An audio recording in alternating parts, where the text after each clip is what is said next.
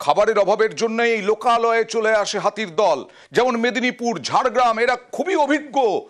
তার কারণে বাঁশ বন গড়ে তোলা হচ্ছে। বাঁশ গাছ হচ্ছে হাতির পছন্দ খাবার।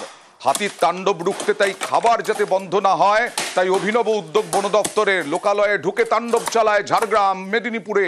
বাঁশ গাছের পাতা হাতির অত্যন্ত পছন্দ। চলে যাব শোভনের সঙ্গে কথা বলবো। শোভন, এটা কতদিনের মধ্যে কমপ্লিট হতে পারে?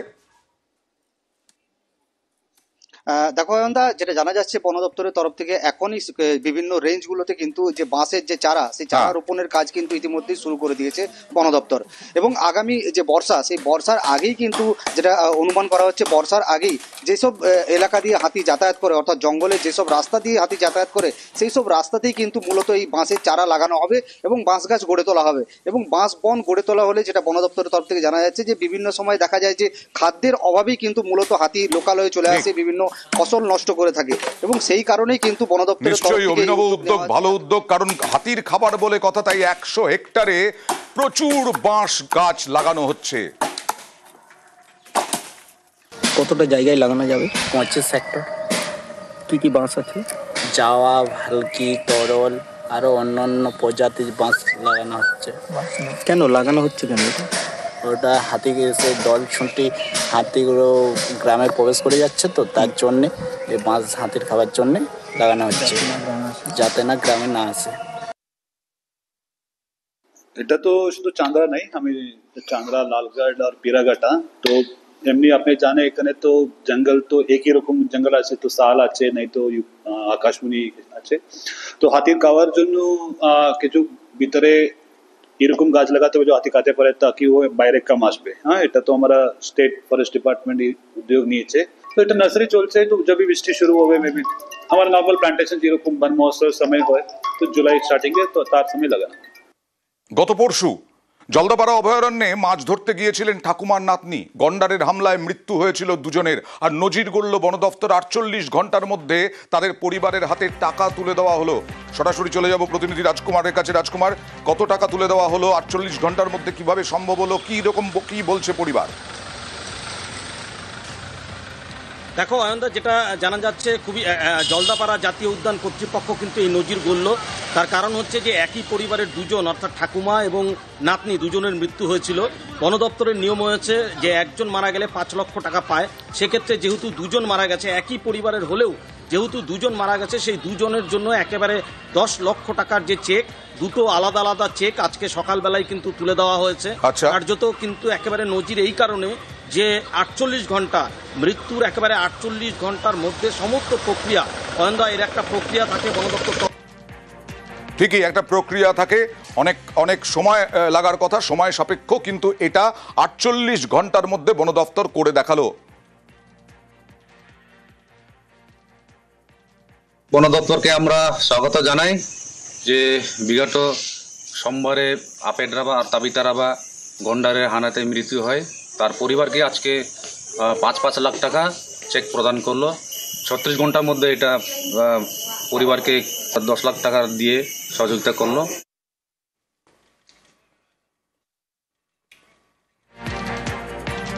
টিপি কোথায় পাবো?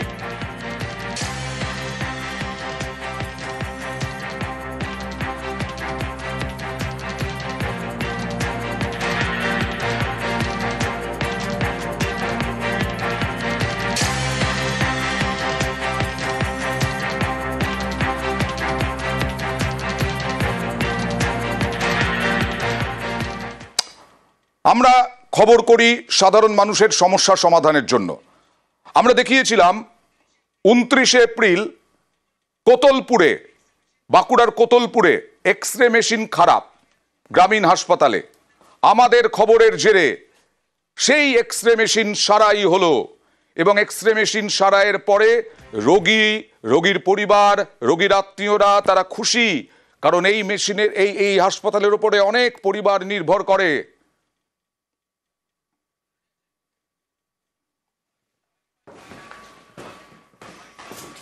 অনেকদিন ধরেই খারাপ ছিল, সাধারণ মানুষ পরিষেবা পাচ্ছিল না। তো খবরের জেরে মোটামুটি আজকে এক্সরেটা আবার নতুন ভাবে চালু হয়েছে এবং সাধারণ মানুষ সুবিধা পাচ্ছে, সুযোগ সুবিধা পাচ্ছে এবং আসছে।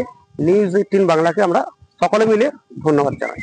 খুবই খুশির খবর, নিউজ 18 বাংলার খবরের জেরে এটা হয়েছে একমাত্র। এই এক্সরে মেশিনটা এতদিন খারাপ ছিল, বহু মানুষ পরিষেবা থেকে বঞ্চিত হচ্ছিল, মানুষ স্বাভাবিক পরিষেবা পাবে, আমরা খুবই খুশি। ডিএমএস স্যার খুব দ্রুততার সঙ্গে এটা চেষ্টা করেছেন এবং উনি সফল হয়েছেন। ডিএমএস স্যারকে অসংখ্য ধন্যবাদ জানাই, আর তার সঙ্গে ধন্যবাদ জানাই নিউজ 18 বাংলাকে। এখন মেশিনটা ঠিক করা হয়েছে, কিন্তু যেহেতু মেশিনটা আমাদের পুরোনো মেশিন, আমরা চেষ্টা করছি একটা নতুন মেশিন আনার। নতুন মেশিনটা এলে এই যে মাঝে মাঝে খারাপ হয়ে যাচ্ছে, এই প্রবলেমগুলো থাকবে না। আপাতত সার্ভিসটা চালু হয়েছে এবং ফুল ফ্রেজেই চালু হয়েছে।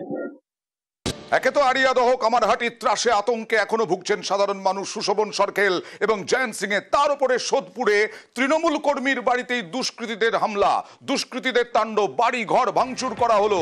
তৃণমূল কর্মীর বাড়ি গাড়িতে ভাঙচুর, প্রতিবাদ করায় হামলা, মদ খাওয়ার প্রতিবাদ করায় হামলা জানা যাচ্ছে। কথা বলবো প্রতিনিধি সুবীরের সঙ্গে। সুবীর, কি হলো? দেখো, তোমাকে জানিয়ে রাখি, পানিহাটি পৌরসভার 15 নম্বর ওয়ার্ড, সে 15 নম্বর ওয়ার্ডের প্রান্তিক এলাকা, সেখানে কিন্তু তৃণমূল কর্মী তার বাড়িতে কিন্তু ভাঙচুর চালানো হয় এবং ভাঙচুর চালানোর পাশাপাশি তার যে টোটো চালায় সে টোটোতেও কিন্তু ভাঙচুর চালানো হয় এবং মদ্যপান এবং যে গাজার যে আসর বসে সেই মদ্যপানের প্রতিবাদ করাতেই কিন্তু এই ধরনের হামলা চালানো হয় এবং স্থানীয় যুবক গুড্ডু সিকদার সহ তার দলবলের বিরুদ্ধে অভিযোগ, খড়দহ থানায় অভিযোগ দায়ের হয়েছে। এখনো পর্যন্ত কিন্তু অভিযুক্তকে পুলিশ গ্রেপ্তার করতে পারেনি, তার খোঁজে বিভিন্ন জায়গায় তল্লাশি চালাচ্ছে। পুলিশ তাড়াতাড়ি পদক্ষেপ করুক, না হলে এরকম ভাবে দুষ্কৃতী তাণ্ডব তো চলতেই থাকবে, কিছু বলাই যাবে না। একদমই ধন্যবাদ। গুড্ডু শিকদার বলে একজন আছেন, ওইখানে মদপাত খেয়ে এসে টোটো ভাঙলো, ভাঙার পরে আমরা আওয়াজ পাচ্ছি, আমি ঘর থেকে বেরোতে পারছি না ভয়ে, হাতে অস্ত্র ফস্ত্র আছে। তারপর দেখি গেট ধাক্কা, খুব জোরে জোরে ধাক্কা মারছে। আমরা প্রতিবাদ করেছিলাম, এই যে এখানে যেহেতু এরা উল্টো পাল্টা জিনিস করে, খাওয়া দাওয়া করে, নেশাবান করে। শান্তিনিকেতনে যান, যারা রবীন্দ্র অনুরাগী, কোপাই নদীর অনুরাগী, সেই কোপাই নদীর অবস্থা দেখুন, যমুনার অবস্থা দেখেছিলেন। এই রকম ফেনা, এটা কি দূষণের কারণে? কি কারণ? কোপায়ে ফেনা রহস্য, ফেনায় ঢাকলো কোপাই নদী। দিন কয়েক ধরে এইভাবে কোপায়ে ফেনা জল, ফেনা দেখতে কোপায়ের পর আবার ভিড়ও হচ্ছে। স্থানীয়রা কি বলছেন দেখুন। আগে তো আসেনি, এই 3 দিন ধরে এরকম আসছে জলটা। এই 3 দিন ধরে ফেনা বইছে? জলটা কালো আর ফেনা হচ্ছে। এর আগে কখনো হয়েছে কোপাই নদীতে? আগে হয়েছে কিনা বলতে পারবো না, অত খেয়াল নেই। আপনি কতদিন ধরে এখানে আছেন? আমি ওই 2 বছরের মতন আছি। 2 বছরে কখনো এত ফেনা দেখেছেন? না। আমরা অবশ্যই কোপাই নদী নিয়ে যথেষ্ট চিন্তায় সবাই, কারণ এইরকম ফেনা কেন? পরিবেশ বিজ্ঞানী স্বাতীনন্দী চক্রবর্তী কি বলছেন দেখুন।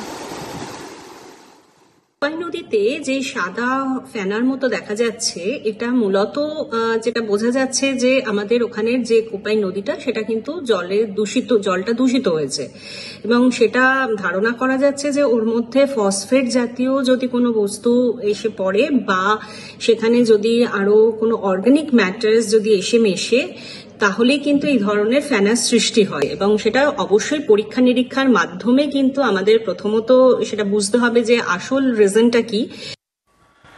এবারে আলিপুরদুয়ারের খবরে যাব। আলিপুরদুয়ার সাজতে চলেছে পুরো দমে পুজোর আগে। যে সমস্ত রাস্তা খারাপ, সেই সমস্ত রাস্তা সারাই করা হবে। 30টা ওয়ার্ড, সেই 30টা ওয়ার্ডেই পুজোর আগে সাজছে। পুরসভা ইতিমধ্যেই টেন্ডার দেখেছে। কত কোটি টাকার টেন্ডার, কিভাবে পরিকল্পনা, সরাসরি চলে যাব, সংক্ষেপে জানবো রাজকুমারের কাছে। রাজকুমার। অয়নদা, দেখো 1,65,00,000 টাকার কিন্তু এই টেন্ডার ডেকেছে আলিপুরদুয়ার পুরসভা এবং এই টাকাতে আলিপুরদুয়ার পুরসভার যে 20টি ওয়ার্ড রয়েছে, সেই 20টি ওয়ার্ডে 30টি রাস্তা সংস্কার হবে, একটি পার্ক অর্থাৎ উদ্যান তৈরি হবে এবং আলিপুরদুয়ারের যে বড় বাজার, সেই বড় বাজারে একটি শেড তৈরি হবে। অর্থাৎ একবারে গোটা শহর সাজিয়ে তুলছে আলিপুরদুয়ার পুরসভা। অয়নদা, বেশ। 1,65,00,000 টাকা ব্যয় আলিপুরদুয়ার পৌরসভার 20টা ওয়ার্ডের মধ্যে পিচের এবং ঢালাইয়ের প্রায় 30টা রাস্তা করা হবে, গার্ডওয়াল 12টা জায়গায় করা হবে, কালভার্ট 9টা জায়গায় করা হবে এবং একটা নতুন পার্ক করা হবে 19 নম্বর ওয়ার্ডে। এবং আপনারা জানেন আলিপুরদুয়ার বড় বাজার 11,50,000 টাকা দিয়ে একটা শেড নির্মাণ করবে। আমাদের সব রকম রাস্তাঘাটে টেন্ডার করা আছে, বেশিরভাগ রাস্তাঘাটে। আশা করছি আমরা